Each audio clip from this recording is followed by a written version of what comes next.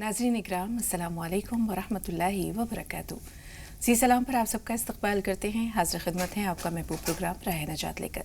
मैं आपकी मेज़बान शगुफ्ता यास्मीन इस स्टूडियो प्रोग्राम की रौनक को दुबाला कर रही हैं सिलसिला चिश्तिया साबरिया के साहिब निस्बत आलिम दीन और मारूफ इस्लामी स्कॉलर जनाब मौलाना अब्दुल्ला तारिक साहब। आइए मिलकर इस्तकबाल करते हैं। खुशामदीद मौलाना साहब, पुरतपाक खैर मक़दम है। और नाज़रीन, मौलाना साहब की तरफ से आपकी मेज़बान हमारी पूरी टीम की जानिब से आप सबका भी खैर मक़दम है आपके अपने प्रोग्राम में। आज का जो हमारा मौजू है वो है क्या क़यामत करीब है। नाज़रीन, हम देखते हैं कि हर मुसलमान का, हर मोमिन का ये अक़ीदा है कि एक दिन ऐसा आएगा जब ये दुनिया ख़त्म हो जाएगी, कायनात तबाह व बर्बाद हो जाएगी और तमाम लोग अपने रब के हुजूर खड़े होंगे अपने जज़ा व सज़ा के फ़ैसले के लिए। इसे कुरान पाक में भी हम देखते हैं कि मुख्तलिफ़ नामों से पुकारा गया है। कहीं इसे अल-हक़्क़ा कहा है, कहीं अस्सा कहा है, कहीं अल-वाक़िआ कहा है। यानी वो दिन आना है और उसकी मुख्तलिफ़ तरह की कैफ़ियत होंगी, मुख्तलिफ़ अलामात होंगी। हम अब जब अपने गिरदो पेश नज़र डालते हैं तो हम देखते हैं कि क़यामत की क़ुर्ब क़यामत की जो अलामात रसूल पाक सल्लल्लाहु अलैहि वसल्लम ने जिनकी पेशगोई की है वो कहीं ना कहीं किसी न किसी रूप में जो है वो हमें नज़र आती हैं, पूरी होती हुई नज़र आ रही हैं। और कुछ बड़ी बड़ी अलामात हैं जिन्हें अभी ज़हूर में आना बाकी है। तो क्या ये हमारे लिए लम्हा फ़िक्रिया नहीं है कि हम उस दिन के लिए तैयार हों, अपने आप को ख़ुद अल्लाह के सामने जवाबदेह होने के लिए तैयार करें। रसूल पाक सल्लल्लाहु अलैहि वसल्लम ने दो अहादीस में बड़ी ख़ास बातें बताई हैं। पहली हदीस में रसूल पाक सल्लल्लाहु अलैहि वसल्लम ने फरमाया है कि जब अहले शाम तबाह बर्बाद हो जाए तो फिर तुम्हें कोई खैर बाकी नहीं रहेगी। दूसरी हदीस में रसूल पाक सल्लल्लाहु अलैहि वसल्लम ने फरमाया कि क़ुर्ब क़यामत तो दुनिया की कौमें तुम पर इस तरह टूट पड़ेंगी जिस तरह भूखे दस्तरखान पे टूट पड़ते हैं। लोगों ने दरियाफ्त किया कि क्या हम उस दिन तादाद में कम होंगे। रसूल पाक सल्लल्लाहु अलैहि वसल्लम ने फरमाया कि नहीं, तुम तादाद में कम नहीं होगे, लेकिन तुम में एक बीमारी पैदा हो जाएगी। लोगों ने पूछा वो बीमारी क्या होगी। रसूल पाक सल्लल्लाहु अलैहि वसल्लम ने फरमाया तुम में वहन पैदा हो जाएगा। लोगों ने पूछा वहन क्या है। आपने फरमाया कि हुब्बुद दुनिया व कराहियतुल मौत, यानी दुनिया से मोहब्बत और मौत से नफ़रत। तो हम देखते हैं कि आज जो हमारे जज्बात हैं, एहसासात हैं, कैफियत हैं और गिरदोपेश के हालात से हम बाखबर भी हैं, फिर भी हम उनसे कोई नसीहत, कोई सबक, कोई इबरत नहीं ले रहे हैं। जबकि ये गफलत की ज़िंदगी हमारे लिए कितनी ख़तरनाक है ये हम मौलाना साहब से जानेंगे। जी मौलाना साहब। अस्सलामु अलैकुम वरहमतुल्लाहि वबरकातुहू। बिस्मिल्लाहिर्रहमानिर्रहीम। अल्हम्दुलिल्लाहि रब्बिल आलमीन वस्सलातु वस्सलामु अला सय्यिदिना व मौलाना मुहम्मद व अला आलिहि व अस्हाबिहि अजमाइन, अम्मा बाद। देखिए, इस्लाम के बुनियादी अक़ीदों में से एक अक़ीदा यह है कि इस ज़िंदगी के बाद एक और ज़िंदगी आनी है जिसमें इस ज़िंदगी के अच्छे बुरे कामों का हिसाब किताब परवरदिगार सारे इंसानों से लेगा। बेशक। और ये दुनिया ख़त्म हो जानी है, जिसको कुरान मजीद में यहाँ तक फरमाया गया है कि सूरह क़मर के शुरू में अल्लाह ताला फरमाता है इक़्तरबतिस्साअतु वंशक़्क़ल क़मर, चाँद फट चुका है, क़यामत बिल्कुल करीब आ चुकी है। और हुज़ूर अकरम सल्लल्लाहु अलैहि वसल्लम ने अपनी दोनों उंगलियाँ सामने दिखा कर फरमाया बुइस्तु अना वस्साअतु कहातैन, मैं और क़यामत इस तरह भेजे गए हैं, यानी बस मैं आ गया हूँ, अब क़यामत आनी है। लेकिन चूँकि हज़ारों लाखों साल में जो दुनिया बनी है और चाँद और सूरज और सितारे अल्लाह ताला ने बनाए हैं, ये जब गिरेंगे और ख़राब होंगे, टूटेंगे, उसमें भी एक वक्त लगता है। बेशक बेशक। अल्लामा जलालुद्दीन सुयूती एक बहुत बड़े आलिम मुहद्दिस गुज़रे हैं, 911 में उनकी वफ़ात है, 911 हिजरी में। जी। उन्होंने तो लिखा था कि बस 1000 साल ये सदी पूरी नहीं होगी कि दुनिया फ़ना हो जाएगी। यानी अलामतें इस तेज़ रफ्तारी से सामने आ रही हैं। हुज़ूर अकरम सल्लल्लाहु अलैहि वसल्लम ने जो क़यामतें बयान की हैं वो दो तरह की क़यामतें हैं। एक तो हर शख्स की इनफरादी और शख्सी क़यामत है, और हुज़ूर अकरम सल्लल्लाहु अलैहि वसल्लम फरमाते हैं मम्मात फ़क़त क़ामत क़यामतहू, जो आदमी मर गया उसकी क़यामत तो कायम हो गई, अब उसके लिए ये दुनिया फ़ना हो चुकी। लेकिन एक क़यामत वो है जो इस पूरी दुनिया के हिसाब से आएगी। और जिस तरह हम देखते हैं कि पुरानी इमारत जब होती है तो रफ्ता रफ्ता वो उसमें कोई ईंट गिरती है, प्लास्टर झड़ता है, कुछ और ख़राबी आती है, कोई एक तरफ का कोई हिस्सा गिर जाता है। अगर उसको मरम्मत की जाती रहे और लापरवाही न की जाए तो वो और कुछ दिन चल जाती है। 100 बरस चलने वाली थी 120 या 125 साल या 150 साल चल जाती है, और लापरवाही बरती जाए तो वो जल्दी ख़राब हो जाती है। इसी तरह से ये दुनिया भी एक तरह से एक इमारत है, एक कारखाना है। बिल्कुल मासा, हम देखते हैं जैसे आपने कहा कि मेंटेनेंस बहुत ज़रूरी होता है। ہمارے اعمال کا مینٹیننس بھی بہت ضروری ہے. اگر ہم کو اپنے بدعمالیوں کا احساس ہو جاتا ہے، گناہوں سے ہم توبہ کرتے ہیں، تو اللہ تعالیٰ کی رحمت بھی جو ہے وہ انسان سے دور نہیں ہے. بے شک. وہ حالات جو وارد ہونے والے ہیں یا اللہ کے عذاب کا جو کوڑا برسنے والا ہے وہ تھوڑی دیر کے لیے رک جاتا ہے. توبہ کا دروازہ کھلا رہتا ہے جب تک کہ موت نہیں آئے. لیکن ہم جیسے کہ آپ نے بتایا کہ دو طرح کی قیامتیں ہیں. ایک انسان کی انفرادی ہے جو موت کی صورت میں آتی ہے، ایک اجتماعی ہے جس کی مختلف صورتیں، مختلف کیفیتیں ہیں. رسول پاک صلی اللہ علیہ وسلم نے کچھ نشانیاں بتائی ہیں جن میں یہ ہے کہ اولاد اس حد تک نافرمان ہو جائے گی کہ بیٹی جو ہے اپنی ماں سے لونڈی کا سا سلوک کرے گی، بیٹا اپنے دوست کو عزیز رکھے گا، باپ کو دھتکارے گا، بیوی عزیز ہو جائے گی. انتلد الامۃ ربتہا، حدیث شریف کے الفاظ ہیں کہ عورت جو ہے اپنی مالکہ کو جنم دے گی، یعنی اب اس کی بیٹی جو ہے وہ اس درجے میں ہوگی جیسے وہ اس کی باندھی ہے ماں اور وہ اس کی حاکمہ ہے. بالکل ماں صاحب. ہم یہ بھی دیکھتے ہیں جیسے آپ نے کہا کہ جو دن جو ہیں ان میں وقت زمانے میں برکت ختم ہو گئی ہے. سال یوں گزرتا ہے جیسے کہ مہینہ، مہینہ یوں گزرتا ہے جیسے ہفتہ، ہفتہ یوں گزرتا ہے جیسے دن، اور دن یوں گزرتا ہے جیسے لمحہ. تو یہ اتنی تیز رفتار زندگی. اس کے علاوہ آپ نے کہا کہ دنیا حسین بنا دی گئی ہے، تو ظاہر سی بات ہے کہ وہی ہنسی ہے، حقیقت زوال ہے جس کی، اسے بھی زوال پذیر ہونا ہے. تو طرح طرح کے تباہیاں آتی ہیں. زلزلے، حضرت عائشہ رضی اللہ تعالیٰ عنہ سے پوچھا گیا کہ زلزلے کیوں آتے ہیں، تو انہوں نے کہا کہ جب بدکاری ہو جاتی ہے عام، جب لوگ جو ہے شراب خوری کرتے ہیں، زنا عام ہو جائے گا، یہ تمام چیزیں عام ہو جائیں گی تو مختلف طرح سے یہ کیفیتیں وارد ہوں گی. تو قرب قیامت کی علامتوں میں ہم یہ دیکھتے ہیں مولانا صاحب کہ لوگ عمارتوں کی تعمیر یوں کریں گے جیسے کپڑوں کی ڈیزائننگ کرتے ہیں. جی ہاں، ایسا ہم دیکھ رہے ہیں. ایک آدمی یہ دیکھتا ہے کہ یہ مکان جس میں ہم رہ رہے ہیں اس ڈیزائن سے طبیعت اکتا گئی ہے، 10 سال ہو گئے اس میں رہتے ہوئے یا 6 سال ہو گئے، اب اس کو توڑو دوسرے ڈیزائن کا بنا لو. یہ عمارت بنانے کا شوق. اسی طریقے سے حضور اکرم صلی اللہ علیہ وسلم نے فرمایا ہے کہ معمولی کام کرنے والے چرواہے وہ جو ہیں اونچی اونچی عمارتیں بنائیں گے. وہ ساری چیزیں پائی جا رہی ہیں. حضور اکرم صلی اللہ علیہ وسلم نے فرمایا تھا رب کاسیات عاریات مائلات ممیلات، بہت ساری عورتیں کپڑے پہنے ہوئے بھی ایسی ہوں گی جیسے وہ کپڑے پہنے ہوئے نہ ہوں، یا تو بہت زیادہ باریک ہونے کی وجہ سے، یا یہ کہ اتنے چھوٹے ہوں گے کہ ان کو یہ کہنا مشکل ہوگا کہ یہ عورت جو ہے کپڑا پہنے ہوئے ہے یا ننگی ہے. تو یہ چیزیں عام ہو گئی ہیں. حضور اکرم صلی اللہ علیہ وسلم نے فرمایا تھا کہ یہ تقارب الزمان، زمانہ بہت قریب ہو جائے گا. آج ایسا لگتا ہے کہ اتوار ابھی آیا تھا پھر اتوار آ گیا، ابھی جمعہ آیا تھا ابھی پھر جمعہ آ گیا، تو زمانہ بہت قریب ہو جائے گا. اسی طریقے سے حضور اکرم صلی اللہ علیہ وسلم نے فرمایا تھا کہ بیماریاں معلوم تسمعوا انتم ولا آباؤکم، ایسی ایسی نئی نئی بیماریاں وجود میں آئیں گی جو تم نے کبھی نہیں سنی ہوں گی، تمہارے باپ دادوں نے کبھی نہیں سنی ہوں گی. آج بیماریاں اس طرح کے سامنے آ رہی ہیں، نئی نئی بیماریاں، نئے نئے اسباب. آدمی بظاہر ٹھیک تندرست نظر آ رہا ہے لیکن ڈاکٹروں نے بتایا تمہیں خون کا کینسر ہے. اب وہ سارے جتن کر رہے ہیں، کچھ نہیں ہو رہا، اور کچھ دن کے بعد پتہ چلا کہ وہ آدمی ختم ہو گیا. بالکل مولانا صاحب. ایک نشانی جب لوگوں کو حضور پاک صلی اللہ علیہ وسلم نے بتائی تھی کہ گھر گھر سے جو ہے وہ گانے بجانے کی آوازیں آئیں گی، اس وقت لوگوں کے ذہن میں یہ تصور بھی نہیں ہوگا کہ یہ کیسے ہر گھر میں کوئی رقص و سرود کی محفل تو نہیں، در و دیوار سے، حدیث کے الفاظ ہیں در و دیوار سے گانے بجانے کی آوازیں آئیں گی. اب آپ جو ہے وہ دیوار سے لگا ہوا، دیوار کے طاق میں رکھا ہوا وہ چل رہا ہے، اور ناچ بھی ہو رہا ہے، گانا بھی ہو رہا ہے، رقص و سرود سب کچھ ہو رہا ہے. اور ہر گھر میں یہ سب محفلیں نہیں ہو سکتی لیکن ایک جگہ ہو رہی ہیں، ساری دنیا میں دیکھی جا رہی ہیں. بالکل. اس طرح ہم یہ بھی دیکھتے ہیں مولانا صاحب کہ جو دنیاوی علوم ہیں وہ تو بہت زیادہ ہوں گے لیکن دینی علوم ختم ہوتے جائیں گے. ریاکاری عام ہو جائے گی، لوگ عبادت میں ریاکاری کریں گے. علوم دینیہ جو ہے وہ اس لیے حاصل کریں گے تاکہ ان کو شہرت ملے، ملے، دنیا کے اوپر تفوق اپنی بڑائی ظاہر کریں اور اس سے عزت حاصل ہو، یہ سمجھا جائے کہ بڑے عالم فاضل ہیں، حالانکہ وہی علم یہ کہتا ہے کہ یہ جذبہ اس علم کو برباد کرنے والا ہے. لیکن حضور اکرم صلی اللہ علیہ وسلم فرماتے ہیں یہ چیز پیدا ہوگی. اور حضور نے یہاں تک فرمایا ہے کہ جہنم میں سب سے پہلے جو لوگ ڈالے جائیں گے ان میں سے ایک وہ آدمی ہوگا جو علم حاصل کیا ہے اس نے دنیا کمانے کے لیے. بالکل مولانا صاحب. اسی طرح ہم دیکھتے ہیں کہ قتل عام ہو جائے گا. قتل ہونے والے کو یہ نہیں پتا ہوگا کہ اسے قتل کیا کیوں جا رہا ہے، نہ قاتل یہ جانے گا کہ میں اسے مار کیوں رہا ہوں. اب آپ قتل و غارت گری دیکھیے دنیا بھر میں کس طرح سے مظلوموں کی جان لی جا رہی ہے. یہاں نہ ظالم کا پتہ ہے نہ مظلوم کا پتہ ہے، کسی کو یہ نہیں معلوم کہ یہ کام ہو کیوں رہا ہے. تو بے گناہوں کا قتل عام ہو جائے گا، ظلم و ستم کی انتہا ہو جائے گی، ظالم حکمراں مسلط کر دیے جائیں گے. زکوٰۃ وہ لوگ مانگیں گے جو زکوٰۃ کے حقدار نہیں ہوں گے، خوشحال ہیں، زکوٰۃ ان کے اوپر خود واجب ہے لیکن وہ اس امید میں ہیں کہ کوئی آدمی ہمیں زکوٰۃ کی رقم دے دے تو اس سے بھی فائدہ اٹھا لیں۔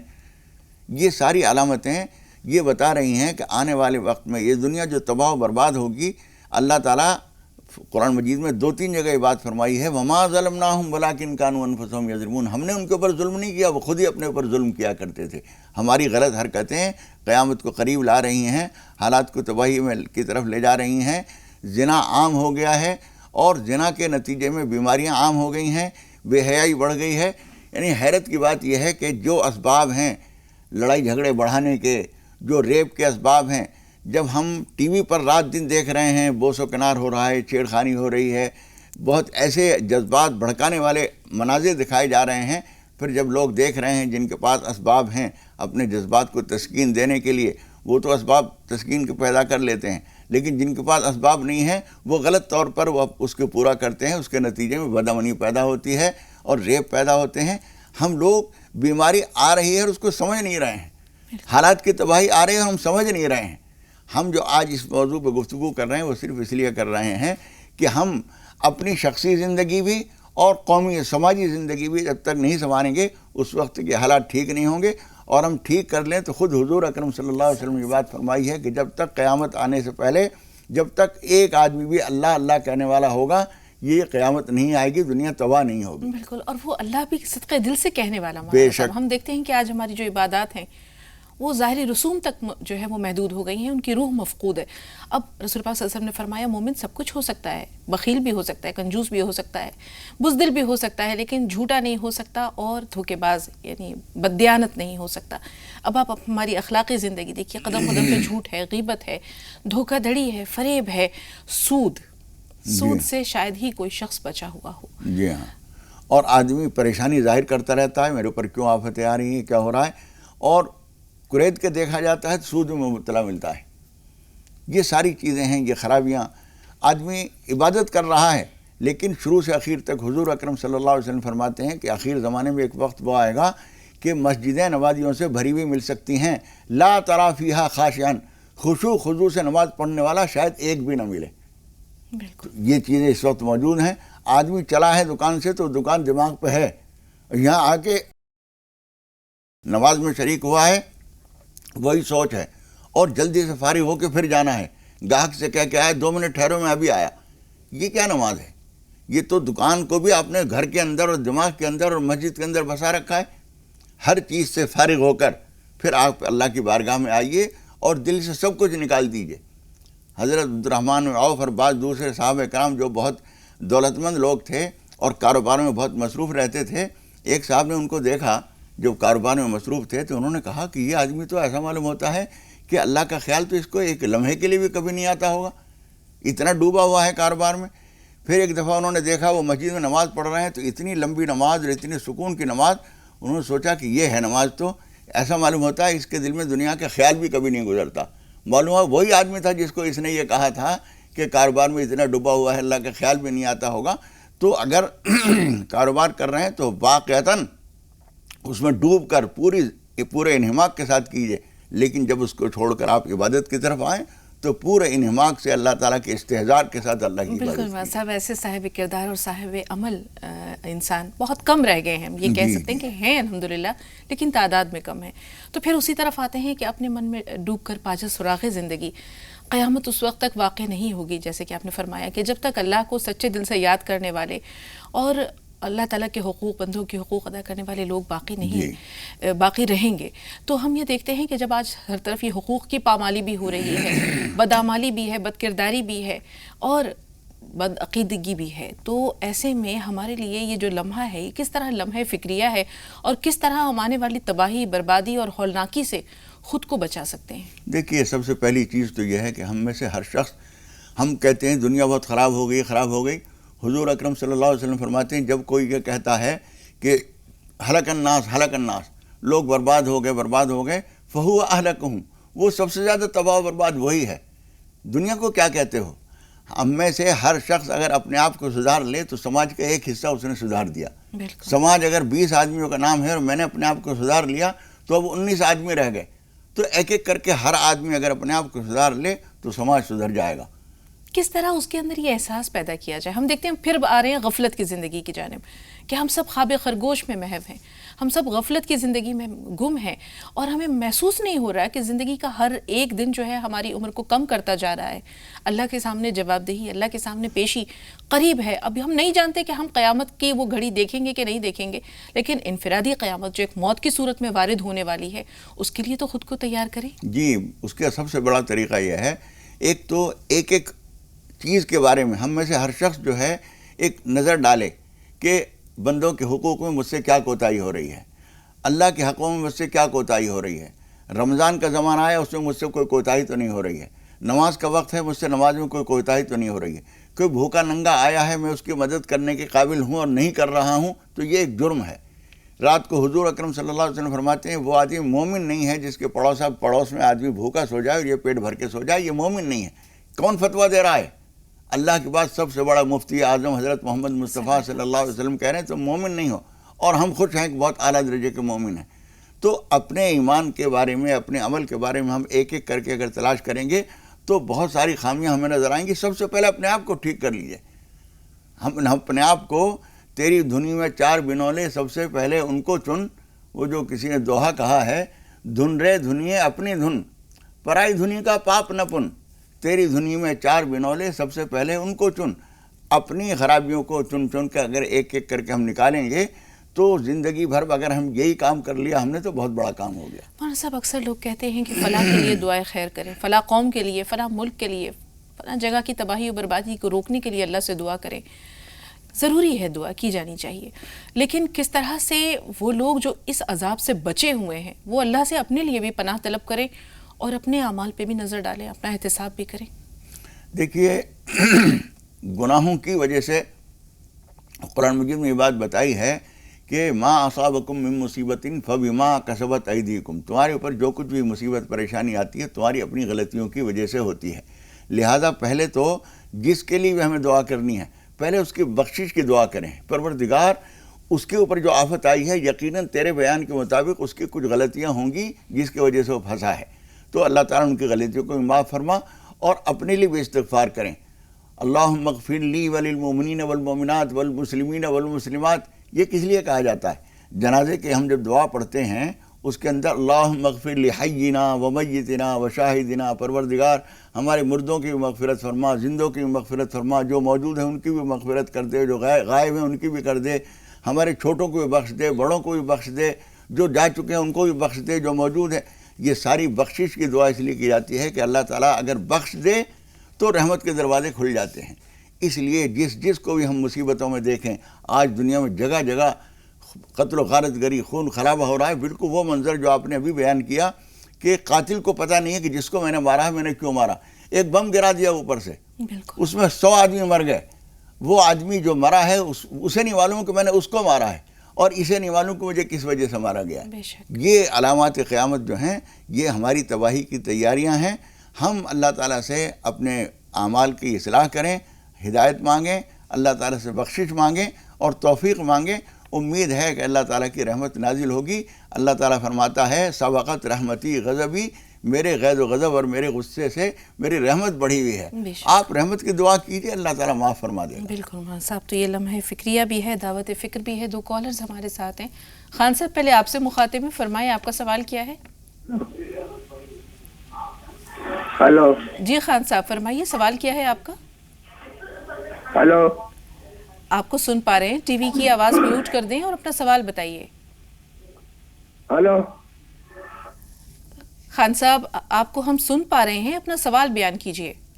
ہلو، معذرت خواہ ہیں، آپ کی آواز ہم تک نہیں پہنچ پا رہی ہے، یا ہماری آواز یا ہمارا جو سوال ہے آپ تک نہیں پہنچ رہا. غزالہ صاحبہ، آپ بتائیے آپ کا سوال کیا ہے. جی فرمائیے. جی السلام علیکم. وعلیکم السلام. جی غزالہ صاحبہ، سوال بتائیے. میری ممی ہیں فرزانہ جی، ان کو استھما کی پرابلم ہے. ہاں جی، تو آپ جاننا چاہتی ہیں کہ ان کے لیے کوئی دعا؟ جی جی، میں ان کے لیے دعا جاننا چاہتی ہوں استھما کی. ٹھیک ہے، اللہ تعالیٰ ان کو شفا دے. دعا ضرور بتائیں گے مولانا صاحب، لیکن ایک چھوٹے سے بریک کے بعد.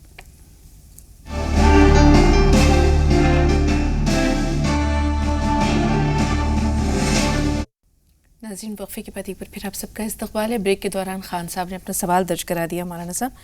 ان کا کہنا یہ ہے کہ ان کی لڑکی کے شوہر نہیں ہیں اور وہ اپنے والد کو اپنے ساتھ حج پر لے جانا چاہتی ہیں لیکن اپنی رقم سے، اپنے پیسوں سے، تو کیا ان کے لیے جائز ہے؟ جائز ہے، لے جا سکتی ہیں۔ جی، دوسرا سوال غزالہ صاحبہ کا اپنی والدہ کے تعلق سے ہے، دمی کی شکایت ہے۔ دیکھیے اس کے لیے ہر قسم کے طب میں کچھ نہ کچھ علاج ہیں، لیکن آپ ایک کام یہ کر لیجئے، ایک تو صدقہ ضرور کیجئے۔ صدقے سے مراد یہ کہ جو ہم کبھی کبھی صدقے کو بتاتے ہیں 360 والا صدقہ 1800 روپے، لیکن 5 مرتبہ میں اس طرح سے ہی دیجئے، اس سے کم اور زیادہ نہیں، یہ کر لیجئے۔ اور وہ بھی نماز توبہ پڑھیں، کھڑے ہو کے ہو، بیٹھ کے ہو، جس طرح سے بھی ہو، نماز توبہ کم از کم 20 رکعت نماز توبہ لگاتار پڑھیں، ہفتے 10 دن کے اندر پورا کر لیں اور استغفار کیا کریں، رب اغفر وارحم وانت خیر الراحمین یا استغفر اللہ، اور پانی کے اوپر سورہ فاتحہ پڑھ کر دم کر کے پانی پیا کریں۔ مجھے امید ہے انشاءاللہ تعالیٰ پورے یقین کے ساتھ یہ کام کیجئے، یہ بیماری اور کوئی بھی بیماری جس کو جو کچھ بھی ہے وہ اللہ کے حکم سے دور ہو جائے گی انشاءاللہ۔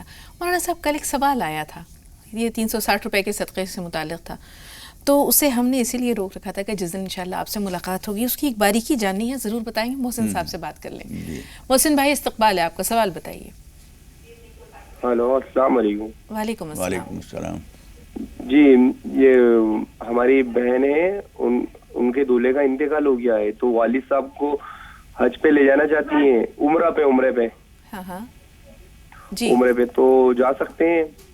جی، ایسے ہی سوال ابھی خان صاحب نے کیا تھا، یہی سوال شاید محسن اسی صاحب طرح کا ہے، وہ جا سکتی ہیں، لے جا سکتی ہیں ان کو کوئی مذاکرہ اپنے خرچے پر۔ جی ہاں جی، امید ہے کہ محسن صاحب جواب آپ تک پہنچا۔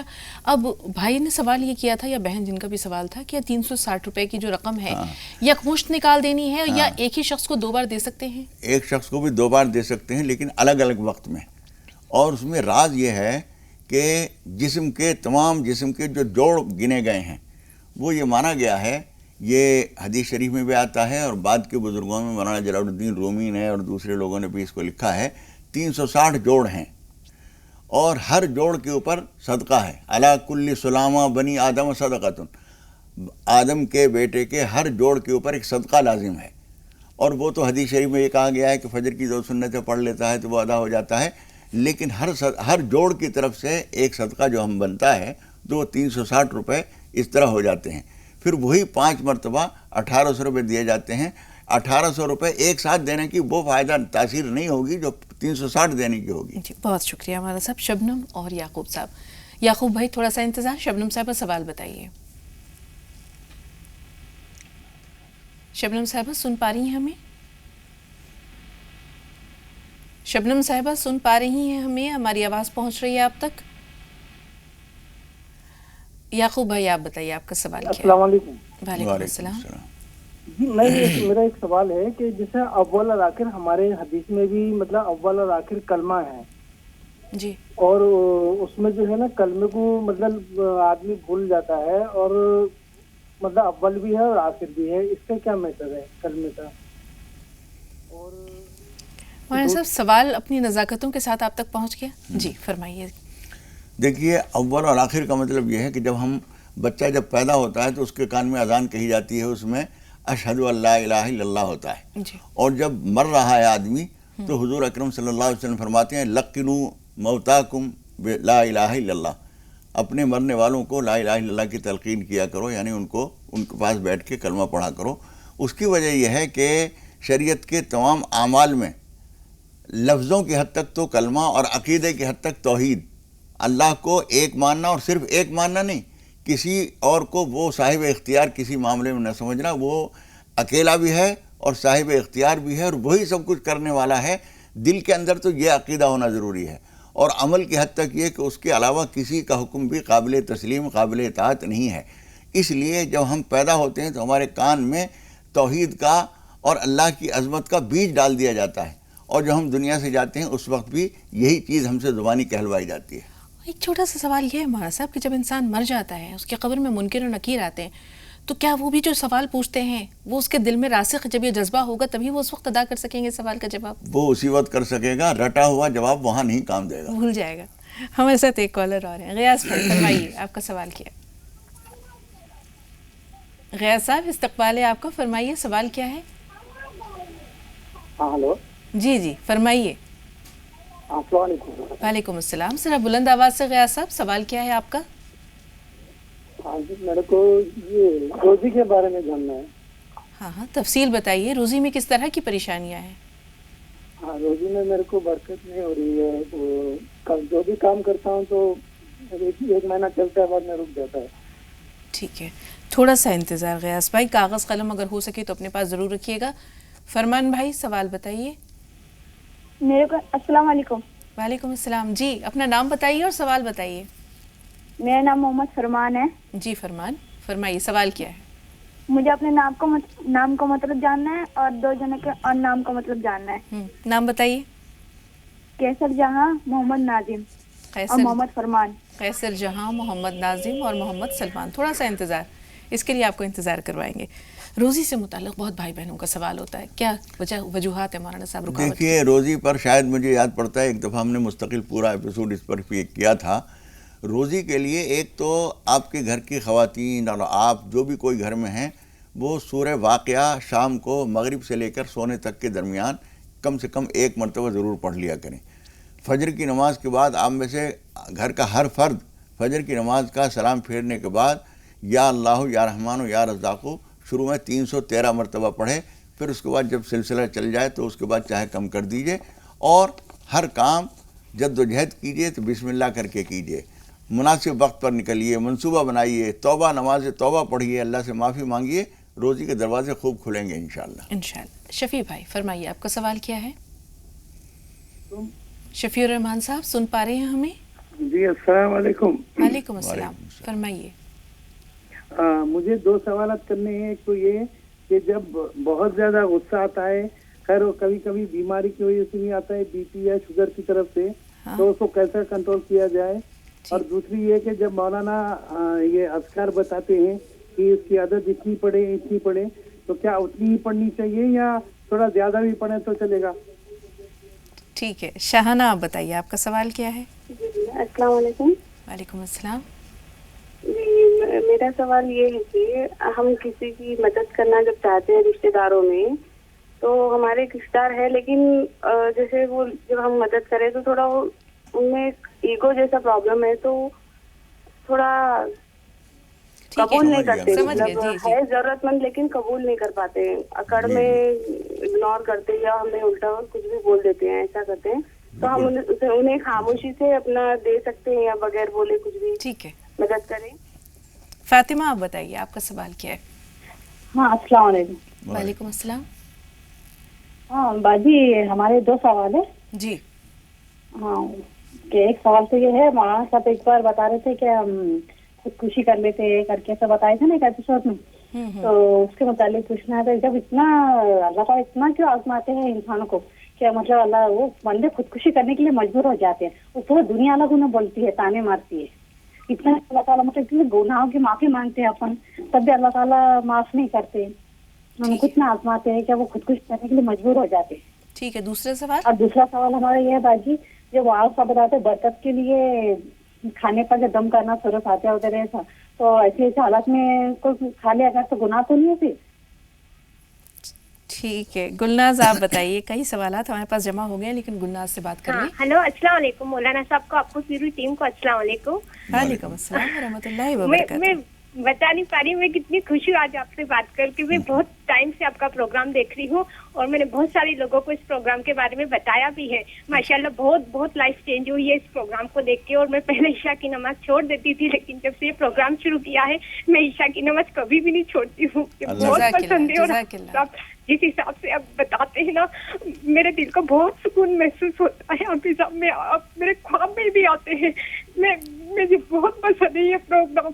मैं बहुत टाइम से आपसे बात करने की कोशिश कर रही थी, लेकिन मेरा फोन नहीं लग पा रहा था. आज मेरी कोई याद नहीं लिया, मम्मी बोले मैं लगा के देखती हूँ, मेरा आज फोन लग गया. में आप जो भी बताते हैं मैं सब करती हूँ, लेकिन फिर भी मेरा मकान की तामीर नहीं हो पा रही है. मेरी लेंथ बने हुए 7 साल हो चुके हैं, लेकिन बस उससे आगे मकान का काम नहीं बढ़ पाता है.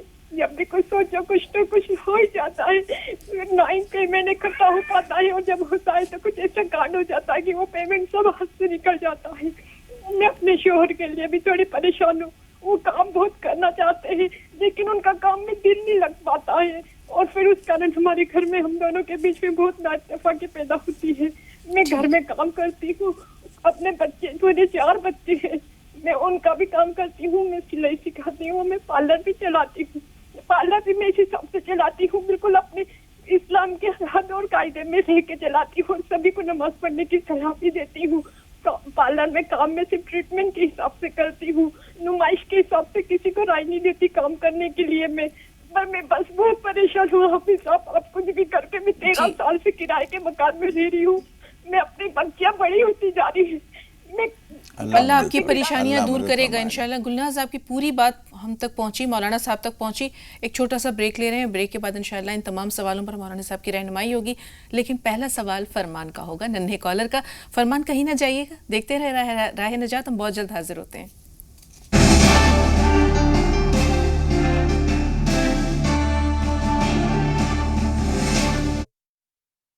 وقفے کے بعد آپ سب کا استقبال ہے. فرمان کا سوال, مولانا صاحب کئی نام بتائیں. فرمان پہلے تو اپنا نام, پھر قیصر جہاں, ناظم اور سلمان, کیا مطلب ہے ان سب کا؟ سب نام اچھے ہیں.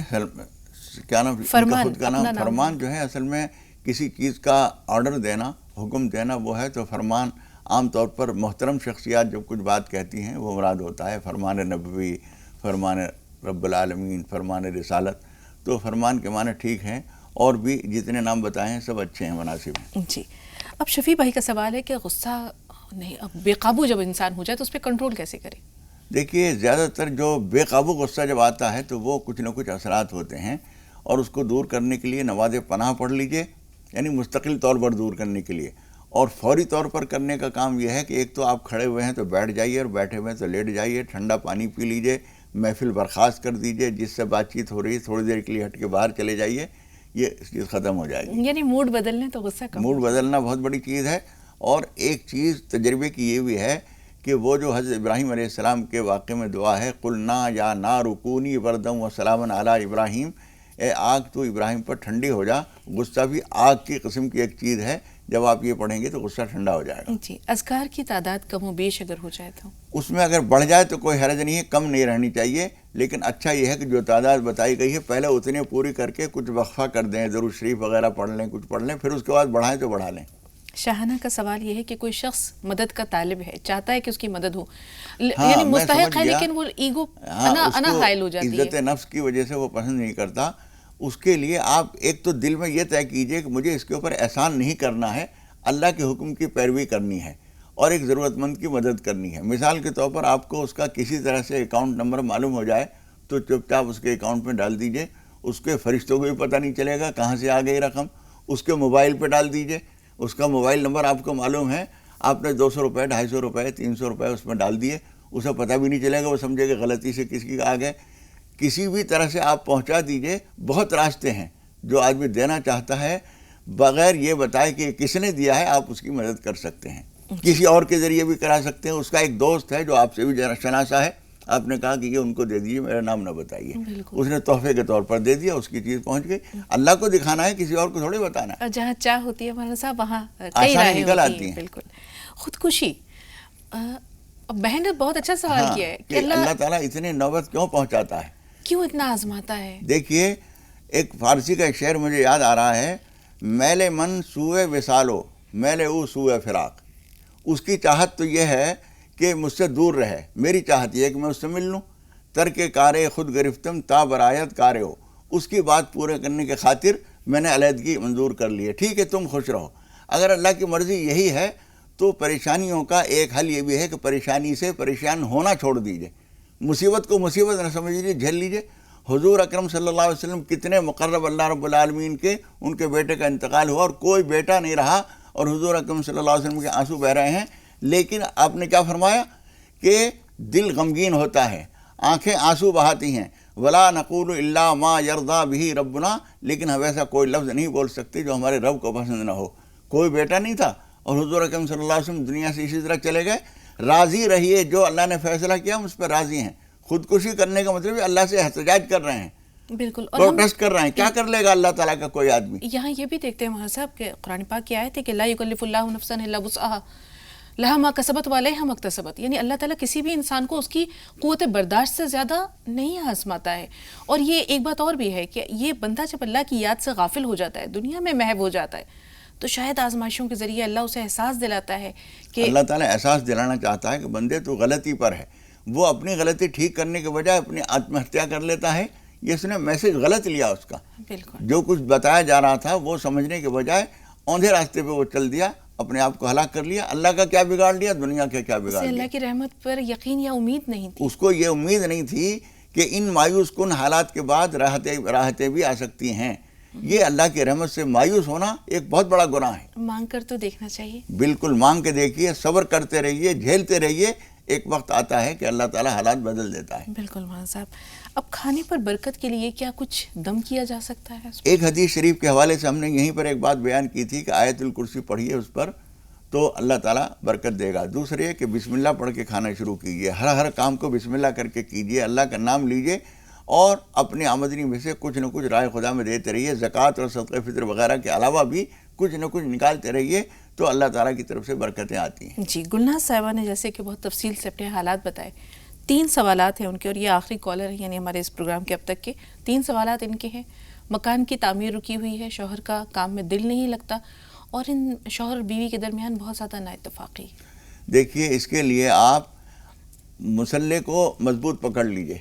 مسلح اور آنسو یہ وہ قیمتی ہیرا ہے جس کی کہیں کوئی قیمت نہیں ہے، لیکن اس کائنات کے رب العالمین کے یہاں سب سے بڑا قیمتی ہیرا ہے یہ.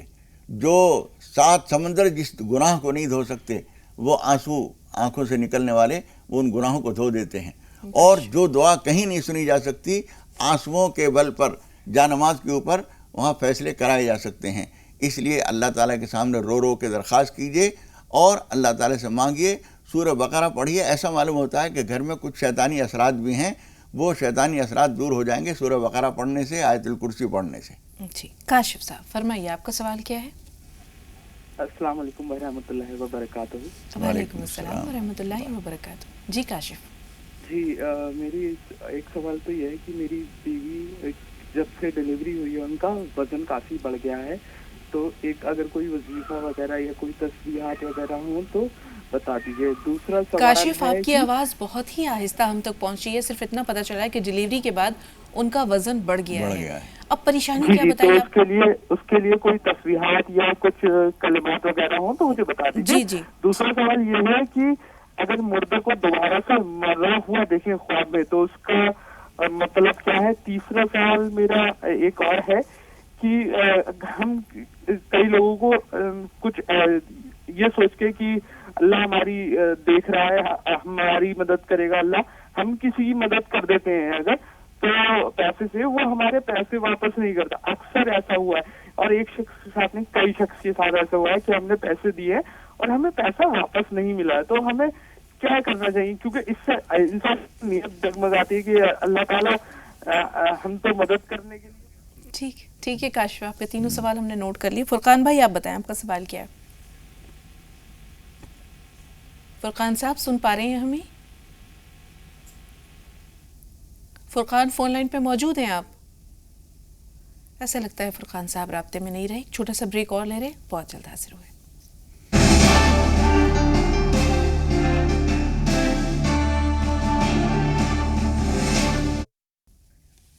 وقفے کی باتیں پر پھر آپ سب کا استقبال ہے. کاشف صاحب کے 3 سوال ہیں. ڈیلیوری کے بعد اہلیہ کا وزن کافی بڑھ گیا ہے، کوئی دعا بتا دیجیے. دیکھیے ایک بات تو یہ سمجھ لیجیے کہ خواتین ڈیلیوری کے بعد کچھ نہ کچھ وزن بڑھتا ہی ہے. اگر تھوڑا بہت بڑھا ہے تو تشویش کی بات نہیں ہے. رفتہ رفتہ عمر جتنی بڑھتی ہے وزن بھی بڑھتا جاتا ہے. ضروری نہیں لیکن عام طور پر ایسا ہوتا ہے. لیکن اگر تھوڑا بہت وزن بڑھا ہے تو آپ ان سے کہیے کہ کچھ تو حکیم سے، کسی ڈاکٹر سے کوئی تدبیر پوچھ لیجیے. دوا دارو کی ہر چیز میں کوشش نہ کیجیے، تدبیریں ہوتی ہیں کچھ، وہ کر لیجیے. اور دوسرے یہ کہ فجر کی نماز کے بعد اور عشاء کی نماز کے بعد آیت الکرسی اور سورہ فاتحہ 3 مرتبہ پڑھ کر پانی پہ دم کر کے ایک بوتل بنا لیں، وہ پیتی رہیں اور اپنے اوپر کبھی کبھی چھینٹے بھی دے لیا کریں. انشاءاللہ یہی کافی ہوگا. جی کاشف باقی کے 2 سوالوں کے لیے تھوڑا سا انتظار. رحمت صاحبہ کی کال لے رہے ہیں. فرمائیے سوال کیا ہے آپ کا؟ السلام علیکم مولانا صاحب. وعلیکم. میں آپ سے پوچھنا چاہتی ہوں کہ پچھلے سال میں بیمار ہونے کی وجہ سے روزے نہیں رکھ پائی، تو کیا میں اس سال ابھی اپنے روزے پورے کر کے یا وہ پچھلے جو روزے گئے اس کا میں کیا کیسے کروں پورے؟ جی کوثر صاحبہ آپ بتائیے آپ کا سوال کیا ہے؟ السلام علیکم. جی کوثر صاحبہ فرمائیے. وہ میرے شوہر کا جو ہے تو پیٹ صحیح نہیں رہتا, ان کو لیٹرین 4-5-6 بار آتی رہتی ہے, بہت علاج بھی کروایا لیکن کچھ فائدہ نہیں ہے. ٹھیک ہے. اور دوسرا سوال ہے, جی وہ ہم ہندو کے گھر میں رہ رہے ہیں, اگر وہاں نماز پڑھتے ہیں تو اللہ پاک قبول کریں گے؟ مولانا صاحب بالکل. حضور اکرم صلی اللہ علیہ وسلم فرماتے ہیں جعلت الی الارض مسجدا وطہورا, ساری روئے زمین میرے لیے مسجد بنا دی گئی ہے, کہیں بھی نماز پڑھیے کوئی پابندی نہیں ہے, سوائے بس اس کے گندی جگہ نہیں ہونی چاہیے, صاف جگہ ہو, اور اگر گندی جگہ بھی ہے سوکھی ہے اور اس پہ ہم نے جانماز بچھا لی تب بھی کوئی حرج نہیں ہے. بالکل. ناہید صاحب اگلی کالر نے فرمایا آپ کا سوال کیا ہے؟ ہاں میں جاننا چاہتی ہوں کہ مغرب کا نماز کا وقت کب تک ہوتا ہے, اس کے علاوہ مائگرین کے لیے کوئی دعا. ٹھیک ہے, تھوڑا سا انتظار. کاشف کے سوال, مردے کو خواب میں دوبارہ مرا ہوا دیکھنا یہ کیسا ہوتا ہے؟ یہ اچھا ہوتا ہے. اچھا, پیسے اگر کسی کو دیے وہ واپس نہیں کر رہا تو یہ احساس ہوتا ہے کہ ہم پھر مدد کیوں کریں؟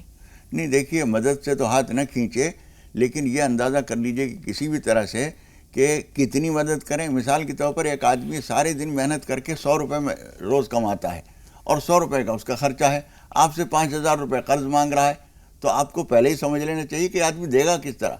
پھر بھی آپ دے رہے ہیں تو آپ نے بے تدبیری کی. نیکی تو ہے لیکن بے تدبیری ہے. آپ اگر واپس لینے کی ارادہ رکھتے ہیں تو آپ یہ سوچیے کہ دے گا کہاں سے. یہ 100 روپے روز کماتا ہے, 100 روپے کا خرچہ ہے, 5000 روپے مجھ سے قرض مانگ رہا ہے, ملنے کی تو امید کہیں سے کہیں تک آئی نہیں. تو زیادہ نہ دیجیے, تھوڑا سا دے دیجیے, اور اتنا دیجیے جتنی چوٹ آپ جھیل سکیں, جتنے کے نہ ملنے پر آپ کو پریشانی نہ ہو. بالکل. فرزانہ اور فردوس تھوڑا سا انتظار. فرزانہ صاحبہ سوال بتائیے. فرزانہ ہمیں سن پا رہی ہیں؟ ہاں سن پا رہے ہیں, آپ بتائیے. ہاں سوال بتائیے, کیا کہنا چاہ رہی ہیں آپ؟ ہم بہت پریشان ہیں, کیا کہتے ہیں ہمارے گھر میں لڑائیاں چل رہی ہیں, دیور جیٹ ہیں, ہم سے کوئی راضی نہیں رہتے, ہماری نندیں ہم سے سب لوگ جلتے ہیں, پتہ نہیں کیوں کیا وجہ. ہم نمازیں بھی پڑھتے ہیں اور سب اچھے سارے کام کرتے ہیں, اجتماع میں جاتے ہیں, ہماری 4 بچے ہیں چھوٹے چھوٹے, مگر ہم سے سب لوگ خبر رہتے ہیں, پتہ نہیں کیوں. اور ہم سب سے اچھی طرح سے بولتے ہیں, پر ہمارا لیٹرین کی اتنی پرابلم ہے, لیٹرین یہ کہ اتنے 60 لوگ ہو, 60 گھر ہیں, کوئی ہم لیٹرین بنوانے کی کوشش کر رہے ہیں, کوئی ہمیں بنانے نہیں دے رہے. یہ کہہ رہے ہیں کہ بٹوارہ کرو. تو بڑے بھائی تو بٹوارہ کریں گے, ہم کیسے بٹوارہ کر لیں گے؟ ٹھیک ہے فرزانہ, آپ نے کچھ پوچھنے کی گنجائش نہیں چھوڑی, آپ کا سوال ہم تک پہنچ گیا. فردوس آپ بتائیے سوال کیا ہے؟ فردوس سن پا رہی ہیں ہمیں؟ فردوس انتظار نہیں کر سکی. رحمت صاحبہ نے جو ہے پوچھا ہے کہ قضا روزے جو ہیں ان کی ادائیگی کس طرح ہو؟ بیٹے دیکھیے, جب ہم کوئی سے روزے رہ جاتے ہیں, اور خواتین کے روزے تو ضرور ہی رہ جاتے ہیں, تو ان کو چاہیے کہ بلا تاخیر ان کو پورا کر لیں. اور اگر نہیں ہو سکے ہیں تو اب رجب کا مہینہ شروع ہونے والا ہے, آپ وہ روزے پورے کر لیجئے. اگلے رمضان کے روزے شروع ہونے سے پہلے ہمیں یہ حساب بے باک کر دینا چاہیے. بالکل. کوثر جہاں صاحبہ کا سوال ان کے شوہر سے متعلق ہے کہ ان کا پیٹ ٹھیک نہیں رہتا, کئی بار جو ہے رفع حاجت کے لیے جانا پڑتا ہے. دیکھیے اس کے لیے ایک تو کھانے پینے کی احتیاط بہت ضروری ہے. جب تک بھوک نہ لگے کھائیں نہیں, اور وقت پر کھائیں. دوپہر کا کھانا جس وقت کھانا ہے, جو کچھ کھانا ہے, اس کے بعد بیچ بیچ میں کچھ نہ کھائیں. شام کا کھانا جس وقت کھانا ہے اس کے بعد کچھ نہ کھائیں, اور کھاتے ہی لیٹ نہ جائیں, تھوڑا سا وقفہ اس کے اندر ہونا چاہیے. اور بھی جو کچھ احتیاطیں ہونی چاہیے وہ کر لیجئے. سورہ فاتحہ اور آیت الکرسی, سورہ فلق, سورہ ناس, یہ 4 صورتیں پانی پہ پڑھ کے دم کر کے وہ پانی مسلسل پیتے رہیں. اور جو کچھ بھی علاج چل رہا ہے دیسی علاج کرائیے تو زیادہ اچھا ہے. جی. مغرب کا وقت کب تک رہتا ہے مولانا صاحب؟ دیکھیے نقشہ جو ٹائم ٹیبل ہوتا ہے, مسجدوں میں بھی لٹکا ہوا ملتا ہے اور بازار میں بھی ملتا ہے, وہ اس میں دیکھ لیجئے جب تک عشاء کا وقت نہ شروع ہو جائے اس وقت تک مغرب کا وقت رہتا ہے. اس میں ہر مرتبہ چونکہ بدلتا رہتا ہے, اس لیے ہم یہ نہیں کہہ سکتے کہ اتنے بج کے اتنے منٹ پر ہو جائے گا. اس لیے دیکھ لیجئے. اچھا یہ ہے کہ تقریباً 1 گھنٹے پون گھنٹے کے اندر اندر آپ نماز سے فارغ ہو جائیں. مائیگرین کے لیے کوئی دعا بتائیے. دیکھیے جتنی بھی بیماریاں ہیں ان سب کے لیے سورہ شفا, سورہ فاتحہ بہت مفید ہے, اور سورہ یاسین صبح سویرے پڑھ کر اللہ تعالیٰ سے دعا کیجئے. کچھ نہ کچھ صدقہ ضرور نکال دیجئے، انشاءاللہ تعالیٰ اللہ تعالیٰ شفا عطا فرمائے گا۔ جی، اب فرزانہ نے بہت تفصیل سے اپنا اور اپنے گھر والوں کا پورا نقشہ کھینچ دیا اپنی گفتگو میں۔ اب یہ بٹوارہ وغیرہ، بٹوارہ، اب آخر پہ جو بات پہنچی ہے وہ بٹوارے پہ پہنچی ہے، کیا کیا جائے، کیسے ہو بٹوارہ؟ دیکھیے، شریعت نے جو احکام دیے ہیں اس سے غفلت کے نتائج یہی ہوتے ہیں۔ باپ کا انتقال ہوا اور اس نے جو جائیداد چھوڑی ہے، جو کچھ مال چھوڑا ہے، شریعت کے حکم کے مطابق برابر تقسیم کر کے ہر ایک کو اس کا حوالے کر دیا جائے، وہ اپنے کو اور بڑھائے یا برباد کر لے، جو کچھ کرے وہ جانے۔ وہ چیز نہیں ہو سکی۔ اب جن حالات میں آپ پھنسی ہوئی ہیں اور آپ کمزور بھی ہیں، شاید جو دوسرے لوگ آپ کی بات نہیں مان رہے ہیں، آپ کو چاہیے کہ ایک تو 5 وقت کی نماز پابندی سے پڑھیے، دوسرے ہے کہ فجر کی نماز کے بعد، عشاء کی نماز کے بعد ایک کاغذ اور قلم ہو تو لکھ لیجئے، ایک دعا بتاتا ہوں، یا بدیع العجائب بالخیر یا بدیع، یا بدیع العجائب بالخیر یا بدیع۔ یہ صبح شام 41 مرتبہ پڑھ کر اللہ تعالیٰ سے دعا کیجئے کہ پروردگار غیب سے ایسی کوئی شکل نکال دے کہ ہم اس پریشانی سے نجات پا جائیں۔ اللہ تعالیٰ ایسے طریقے پر نکالے گا کہ ہمیں سمجھ میں نہیں آئے گا یہ رستہ کہاں سے نکل آیا۔ بہت شکریہ مولانا صاحب تمام ناظرین کی بھرپور رہنمائی کے لیے اور اسٹوڈیو میں تشریف آوری کے لیے۔ تو ناظرین، اپنی گفتگو کو حضرت عمر فاروق کے اس قول پر ختم کرتے ہیں کہ حضرت عمر کا فرمان ہے، آپ کا قول ہے کہ حاسبوا انفسکم قبل ان تحاسبوا، کہ اپنا محاسبہ کرو، اپنا احتساب کرو اس سے قبل کہ تمہارا حساب لیا جائے۔ تو قیامت کی بہت ساری نشانیاں ہم نے دیکھا کہ ظہور میں آ چکی ہیں، کچھ ہمارے سامنے ہیں، کھلی آنکھوں سے ہم دیکھ رہے ہیں، لیکن غفلت برت رہے ہیں یا اغماض برت رہے ہیں، اور کچھ بڑی بڑی نشانیاں ہیں جو آنے کو ہیں۔ تو اس سے پہلے کہ وہ قیامت کی گھڑی آئے، ہمارا حساب اللہ تعالیٰ کے حضور ہو، اپنے آپ کو تیار کر لیں تاکہ جب ہم اللہ کے سامنے پیش ہوں تو ہم سر اٹھا کر اور اس ایمان اور ایقان کے ساتھ اللہ کے سامنے، اللہ کے حضور پیش ہوں کہ انشاءاللہ اللہ تعالیٰ ہمارے گناہوں کو معاف کر کے ہمارے لیے جنت کو مقدر کرے گا۔ اسی بات کے ساتھ آپ سے ہم اجازت لیتے ہیں۔ زی سلام پر خبروں کا سلسلہ شروع ہونے کو ہے۔ زی سلام دیکھتے رہیں، ہمیں اجازت دیجیے۔ السلام علیکم ورحمۃ اللہ وبرکاتہ۔ السلام علیکم ورحمۃ اللہ وبرکاتہ۔